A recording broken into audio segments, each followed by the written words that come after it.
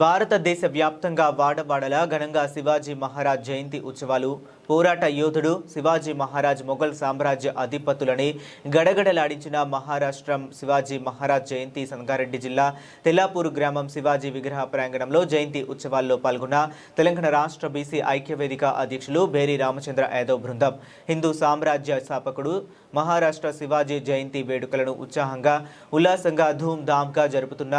తెల్లాపూర్ గ్రామ కమిటీ మరియు గ్రామస్తులు ఈ కార్యక్రమంలో తెలంగాణ రాష్ట్ర బీసీ ఐక్య వేదిక అధ్యక్షులు బేరి రామచంద్ర యాదవ్ ఊరేగింపులో పాల్గొని శివాజీ మహారాజ్ చిత్రపటానికి మరియు శివాజీ విగ్రహానికి పూలదండలతో సత్కరించి గ్రామం నుంచి పొలిమేరల వరకు శివాజీ అమర్ హై శివాజీ మహారాజ్ కి జై హిందూ రాజ్ శివాజీ మహారాజ్ అనే నినాదాలతో ఊరేగింపు చేయడం జరిగింది. బీసీ కులాల ఐక్య వేదిక తెలంగాణ రాష్ట్ర అధ్యక్షులు బేరి రామచంద్ర యాదవ్ పాండు ముదిరాజ్ మరియు తారానగర్ పెద్దలు